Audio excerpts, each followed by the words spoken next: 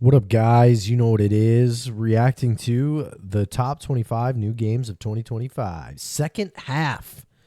We're in the second half, ladies and gentlemen. This was Gamer Ranks. I love these guys. I love Gamer Ranks. But let's see what's coming. All right, we are cruising along. It's the second half of 2025. Time waits for none of us. I'll be honest, 2025 has been a disappointing year. Well, wait a second. What games have come out this year? I don't even know. I don't even remember. Let's get going and talk about... What were we just seeing there? What was that? A car in medieval times? That's hilarious. I didn't know that. What game is that? Let's get going and talk about some of the new games releasing in the second half of this year. Some things to look forward to. Keep in mind, video games get delayed all the time, so all this is subject to change. But as of right now, here's what we got. We got 25 games, so let's get started off with number 25. Yeah, let's do it. Dying Light the Beast is really more of a follow-up We're getting a Dying Light game? to Dying Light 1 than Dying Light 2. What originally seemingly... I keep blocking this lower left like stuff. They have writing. That was like the trailer I reacted to. I was blocking subtitles. I got to move my camera. Started as Dying Light 2 DLC, has morphed into its own standalone experience. Awesome. Centering around the later exploits of Kyle Crane, the dude who starred in the first Dying Light. I was going to say, I played part of the first What a time to pause it. I started playing the first Dying Light. It was super enjoyable, but it was during like the heyday of me trying to become a professional Call of Duty player, so I didn't play it all the way through. He's supercharged with seemingly animalistic creature-like abilities, and that looks like that's going to shake seemingly animalistic I was going to say, that looks like Bilal Muhammad. Creature-like abilities, and that looks like that's going to shake things fighter. up. Coupled that with like the pared down, more simplified nature, quality over quantity, and I think it's shaping up to be something pretty potentially cool. Yeah, I like the 100%. first game a lot more, and for them to kind of run with some of the stuff from the first game, Let's I go, think that come has on. potential. Dying Light the Beast is releasing August 22nd.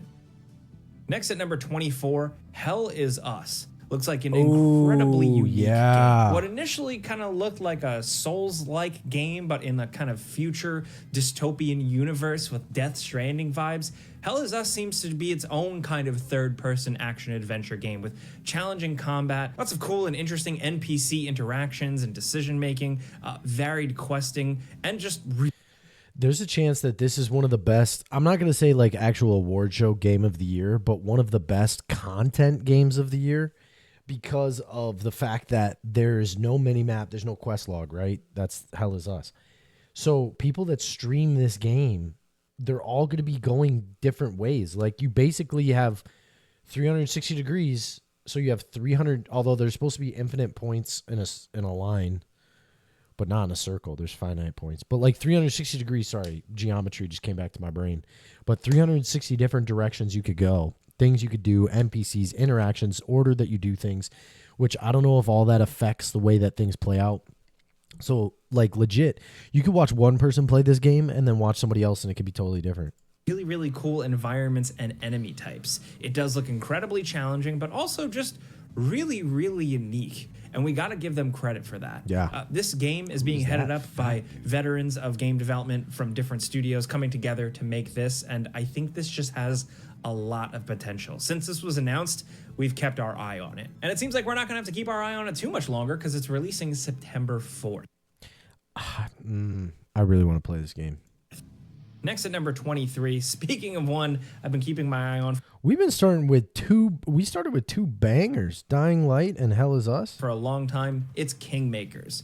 This game initially went viral with its first reveal because essentially it was big medieval battles, but you're just a guy with a gun and a pickup truck in the middle of it. It's definitely morphed into a much bigger project. It's picked up a publisher. It seems incredibly ambitious with not only large-scale battles involving a bunch of fun, modern world creativity, but also actual strategic planning, building, and a bunch of stuff. So kind of like the best of both worlds for people who want all-out action and people who like, medieval dad simulator games.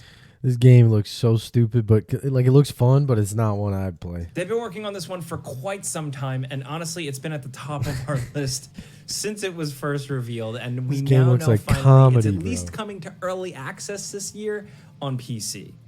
Next at number 22, we have Borderlands 4. It's back with like a whole new vibe and setting, and I think Thad, where you at? Where you at, Thad? Let's play.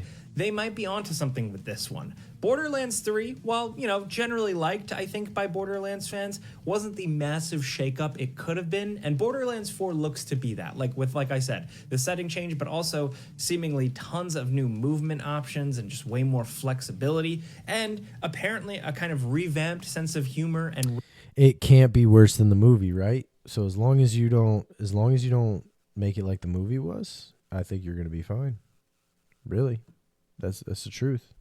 writing that might go a long way. Either way, if it's more Borderlands and the loop is good and addictive and satisfying, I think people are going to go for it. I'm curious to see how Gearbox really shakes things up this time around, and thankfully, this is another one we don't have to wait too much longer. It's releasing September 12th. Next at number 21, we have Arc Raiders. This PvPvE extraction shooter. Yes, you've heard of a lot of those, but this one seems to just be really catching on with people. First of all, it's third person, which is something I just love. That's a good perspective. But along with that, it brings some incredible environment design, art design, character design, technology design, enemy design. All of it just looks incredibly unique. And like I said, it seems like they're really onto something with this one, with just how it's been done, how they kind of revamped it. I think I saw a trailer for this yesterday. Was this in that big bundle of trailers? I didn't know that it was PvE looter shooter. That's got me fired up, brother. I've been looking for a good looter shooter to play. They spent a lot of time on it. They haven't really been rushing it. And so far, response to alphas and betas have been really, really positive, especially considering now, the other big extraction shooter thing isn't coming out this Looter shooter. I meant extraction shooter. I'm a dingus. year in terms of Bungie's marathon. I think Arc Raiders can really swoop in and steal the show. Next at number 20, we have Wuchang Fallen Feathers. This is a Souls-like style game based around Chinese mythology, and it looks incredibly challenging, but also a ton. I appreciate these games so much. Like, they're so artistic and cool, like Black Myth Wukong, Elden Ring, this one. But I suck at these Souls-like games, man. I just can't do it. The dodging, rolling, and what is it called, iframes and all that stuff. Fun.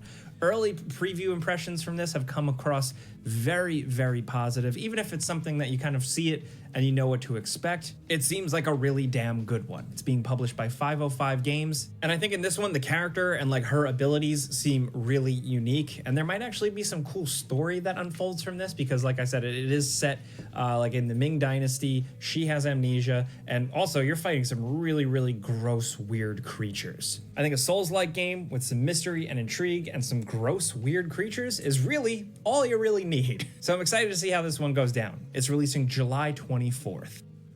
Next at number 19, we have Vampire the Masquerade Bloodlines 2. This has been long in the works, delayed many times, revamped, different development studio took it on. I don't really know what to make of it now in its current state. That's wild. But it has so much potential, man. That's crazy to jump around like that. But obviously somebody finds something in it. Vampire games are cool, man. I don't know if I've played one that I would say is ultimately amazing, which I think I watched a trailer of one recently. We posted it, right? That had a cool concept but wasn't like totally driving force for me. But I remember this game, the first one. The original Vampire the Masquerade Bloodlines was so cool. Really like a defining RPG for PC sweaties out there and vampire fans, of which I am both. So I'm still holding out hope that this game finally makes it to the finish line and is cool and lives up to the name. As of right now, it seems like it's releasing finally in fall of 2025.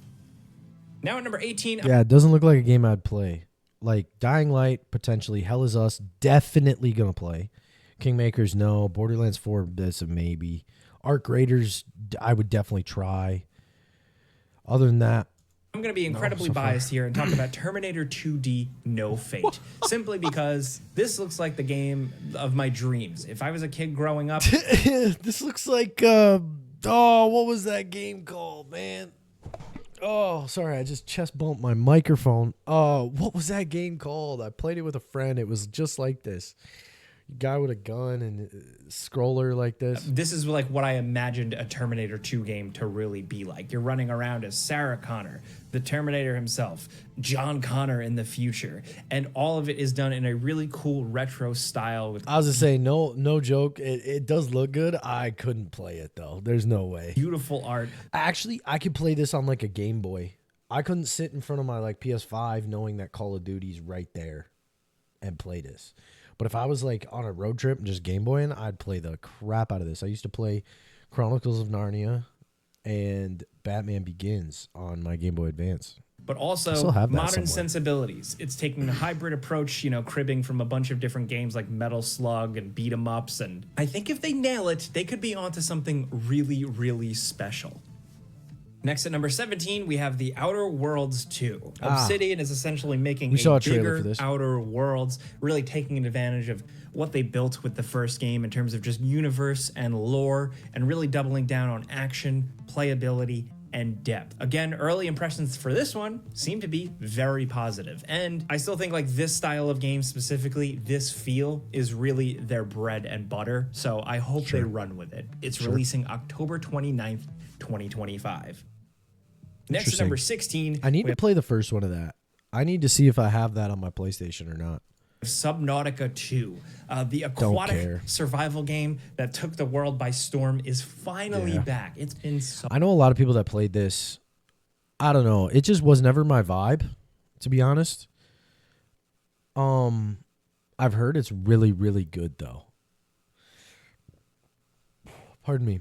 I don't know. long, dude. But as of right now, it's still shrouded in some mystery. It's been officially announced. We got some small looks at it, a little trailer, but it doesn't tell us too much. Still, there's so much potential because, like I said, the original game was great, but also all the post-launch support and just the way the community took to it was even better. So if all that can happen again with the second game, it could be a match made in ocean survival heaven. As of right now, it's releasing in early access sometime in 2025. Next, over at number 15, we have Silent Hill F. Finally, can you believe this? A brand new, completely unique Silent Hill game. I think I remember seeing a trailer for this a long time ago. This game looks creepy as frick. In 2025. I'm glad we're finally here. It I don't know much Silent Hill lore, so I don't understand the concept of these games other than the fact that they're creepy as crap. looks really, really different for a Silent Hill game. Yes, it's foggy, but that's about it. It takes place in Japan, in the past, so there's a lot going on. You're a younger character, a stressed out character, so it seems, but thankfully we're getting simple survival horror combat from what we've seen. Also incredibly grotesque and unsettling monster designs. Yeah. Much has been made about this one in terms of like Konami and the developers behind this Silent Hill really wanting to do something different while honoring the horror that they have created, of course, but also celebrating and introducing more Japanese elements to it. I think that could be really, really cool. But also Silent Hill, before the remake of Silent Hill 2 we recently got, there were quite a few swings and misses. Hopefully Silent Hill F really ends that streak in terms of new Silent Hill games kicking ass. We'll know for sure when we get our hands on it September 25th. Next, over at number 14, it's the endless meme, Hollow Knight Silksong. Oh, my word. It seems like Hollow Knight Silksong is releasing in 2025. No interest, never been interested, won't be interested. At least that's kind of what we got when it was at an Xbox event thing and it showed that it was coming to Game Pass in 2025. Not much to go on, and that could change. This game has still, other than that, been pretty radio silent, but it is the follow-up to the incredible 2D, intense, challenging Metroidvania game, Hollow Knight. So there's still time. If you haven't played that, you definitely should. But hopefully, we actually see Silksong this year. Next, over number 13, we have Sonic Racing Cross Worlds. They're going nuts with this one. Sonic Racing. I don't care. To me, this sounds like Sonic Racing Crossworlds, Mario Kart World knockoff. Is good, but it seems like they're going way harder here. You're in the air, you're in the water, you're flying high through the sky. There's a Also, bunch graphically, of new characters. this looks the visuals look pretty not good. great. And I think, honestly, Sonic is best when Right when he says the visuals look great, I say it doesn't. they're just having a ton of fun with it and they're not taking it I don't know. too To me, it doesn't look seriously. that good. There's going to be 24 tracks. You're going to warp to 15 cross worlds, and there are 23 Sonic characters from throughout Sonic's legacy. There's split screen options, multiplayer Persona 5, options, and right? Ichiban from Yakuza is a character, and I just really like that. This is going to be a ton of fun. It's releasing September 25th.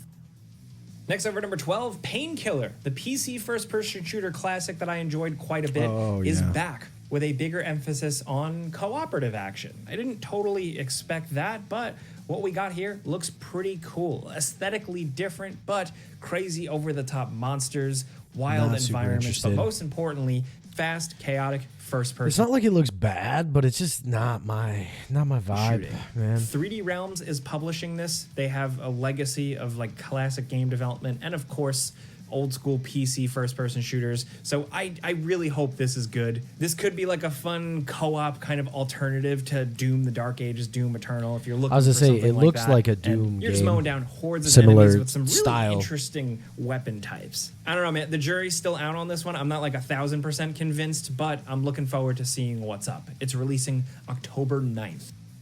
Next over number 11, Ninja Gaiden Ragebound. This is a revival of the classic style Ninja Gaiden games from the old days. Incredibly challenging. Of course. Again, a game that I would play like on my Game Boy Advance, but I would not play on console or anything like that. Incredibly tight. Think Cuphead, but you're playing as a ninja. The old school graphics here are absolutely beautiful. The gameplay tight and responsive, and the music, with some of the original composers returning, is absolutely kick-ass. So they really understand that old school retro style and challenging gameplay. I got to play a preview version of this, and I came away impressed. So I'm hoping that the final version of the game just completely kicks ass for old school Ninja Gaiden fans and new school fans as well. As of right now, Ninja Gaiden Ragebound is releasing July 31st. Next at number 10, we have Ninja Gaiden 4. Sticking with Ninja Gaiden, but now with the modern 3D ones. I can't believe we're getting a new Ninja Gaiden game. I don't know why, I just didn't expect it, but here we are. Not only that, it's Team Ninja, but also Platinum. So hopefully that's a match made in heaven in terms of, chaotic combat action. We've also got a new main character, which I'm not completely convinced of yet, but I'm willing to let them give it a shot. The combat looks sick, but not a game I'd Because play. thankfully Ryu is still in the game, and that's important because he's awesome. If you've never played one of these Ninja Gaiden games, expect some really, really challenging but fun action and just rewarding over-the-top boss battles. I hope they can really honor those original Ninja Gaiden games. The original Ninja Gaiden and Ninja Gaiden Black technically are it's still like one of the best games ever made. Anyway, Ninja Gaiden 4 is releasing October 21st. Next at number 9, Metal Gear Solid Delta Snake Eater. This is the remake of the classic Metal Gear Solid 3, seemingly retaining a lot of the gameplay and animations and just style of that game, but slapping it with a new coat of paint and a couple of tweaks and things to make the... I never got into these games, man. I never got into Metal Gear Solid. I don't know if I missed out on something. Like, did I? Is that me fumbling the bag? That the fact that I haven't played these? But I haven't, never have. Game a little easier to play. From what I've seen, though, it does seem like it's like really retaining the gameplay of the original down to its little quirks, and I think that's good. This is definitely one of the best games ever, but I'm, of course, completely biased as a diehard Metal Gear Solid fan. I'm also really picky, though, so if this releases and I don't like it, I'm going to let you know in the before you buy. Still, I think there's a lot of potential for new people to get exposed to Metal Gear Solid who haven't yet. Through this, I just really hope Konami doesn't screw it up. The trailers do look nice, though, so this is releasing August. How can you screw up a remaster? Don't you just upgrade the graphics? Or are they also changing this? I don't get that. 28th. Next over at number 8, Mafia: The Old Country. This is a new Mafia game. Oh, yeah. This is really hyped. Set in the past, early 1900s, and it's in Sicily, dealing with crime families there. This looks like this could be absolutely awesome. They're once again focusing on more of a story-based adventure with car chases, potentially like horses, and tight third-person shooting and set pieces. And I think this could be potentially awesome. The remake of Mafia 1 from a few years back was great. It was a little short, but still, it was so much fun to play through. And if they do that again here with this, and they're also charging like a lower price, the game's gonna be like $50, I just think that's the right move. Mafia the... Dude, how is it this year? The games that aren't full price, that aren't full $70, are the games that are winning the year. Like, how is that happening, man? Country is releasing August 8th, 2025. Next over at number 7, we have Lost Soul Aside. This is finally releasing after years It's not my game. and years of being teased. What started out originally as a one developer project, it's morphed into a whole big old action adventure combat game. Think of something like a mix between a Bayonetta or a Devil May Cry and some of the aesthetics and characters and magic of a Final Fantasy game. We've had our eye on this for years, and we're so happy it's finally going to be a full-fledged game. PlayStation's publishing this one. They've definitely had their eye on it for a while, so they maybe hopefully really saw something special with this one. Next at number 6, we have Little Nightmares 3. Same publisher, different developer. We watched the trailer for this yesterday. I don't care. Stuff. And it's the perfect game for spooky season because it finally got a release date and it's releasing October 10th. Next over at number 5, speaking of October games. Top five. Let's we go. have Jurassic World Evolution 3. Dude. You know, I'm glad they keep making these games because they're fun park builders set in the world of Jurassic World, or really Jurassic Park. It's really not. It's not Evolution that 3 is bad, bringing probably, bigger but I parks, just way could more care variety less, to man. those parks, and just kind of like the biomes that they I are couldn't in. care less. Also, tons more danger, multiple game modes, more customization. This has the potential to just be the definitive. Okay, that looks fun. Riding around on the four-wheeler thing. Jurassic World Evolution game. They've been really building on this formula, and thankfully, we'll get to play it October 21st. Next down at number 4, Gears of War Reloaded. This is another... Yes. Okay. I played part of a Gears of War at a friend's house, Isaac's house. Played part of Gears of War. It was super cool, but it was not a wave that I ever got into because I didn't have Xbox back in the day. I was a PlayStation kid. I was a PlayStation kid, so I didn't get to play this. So I'll pre-order this son of a gun. Remaster re-release of the original Gears of War, yes, but this time it's really the Mac Daddy. 4K resolution, high frame rates. You can crank this thing up to 11, and it's probably going to look pretty damn good. Along with that, they're bringing back all the multiplayer, and it's going to be cross-platform, and I just think that's great because the old days of the original Gears of War multiplayer were a ton of fun. Give me a shot. Along with that, Gears of War is coming to PlayStation officially. Let's go! So you're going to be able to do like an actual like Lancer chainsaw attack with a DualSense controller. It's going to feel weird, but hey, times are changing. So if you're looking to get back into Gears of War, this is releasing August 26th. 100%. Next at number 3, we have Ghost of Yote. This is the follow-up to Ghost of Tsushima. I need to finish Ghost of Tsushima. I'm a piece of trash. I'm really looking forward to this one because ever since Ghost of Tsushima released and I 100% of that game, I've just been looking forward to more.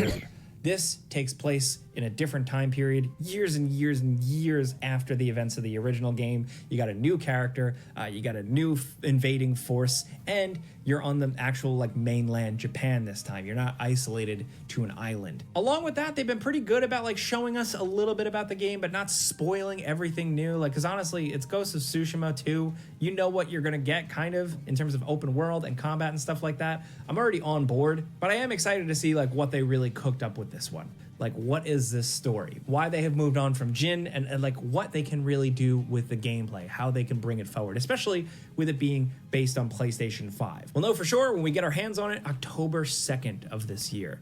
Now down at number 2, Donkey Kong Bonanza. This game looks crazy. It's you as Donkey Kong with Pauline on your shoulder running around smashing stuff. The game has kind of like a really interesting land deformation technology where you're just punching your way through everything, up, down, left, and right, every direction. And if this is... I used to play Donkey Kong a lot, okay? On N64, Super Nintendo, Donkey Kong Old Country, or whatever it was called, Donkey Kong something country. This ain't it, fam. Kind of like a Donkey Kong meets Super Mario Odyssey. That just could be a winning formula. I did get to play this a little bit behind the scenes, a preview version of it, and I think it's pretty cool. It's mindless fun, but sometimes you need that. And What's Donkey number Kong 1? punching stuff and getting bananas is cool. Sometimes, honestly, it doesn't have to be that complicated, folks. Donkey Kong Bonanza is releasing pretty soon, July 17th.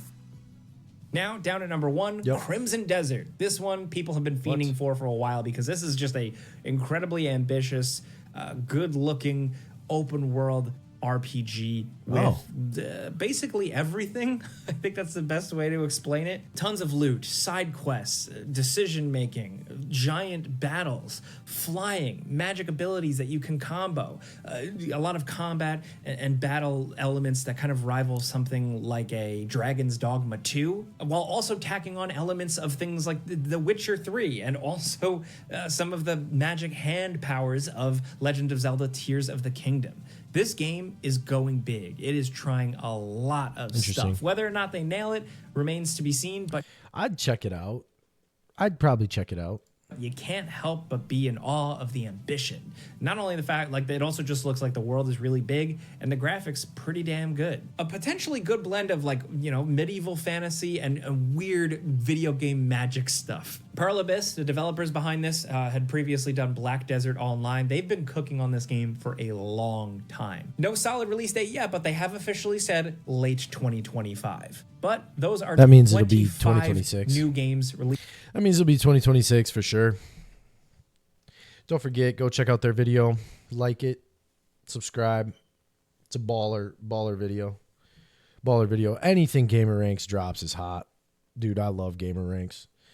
One of my favorite game news channels. But probably gonna do some more reaction videos to stuff that they got going on. So anyway, appreciate you guys watching. God bless. Take care. What game are you most excited for this year? Wait a second. Before we wrap it up, hold on, pause. Dying Light, cool, probably not going to play. Hell is Us, 100% going to play it. Kingmakers, no. Borderlands 4, probably not. Arc Raiders, probably going to play. Fallen Feather, no. Vampire, no. Terminator, no. Outer Worlds 2, maybe. Subnautica, no.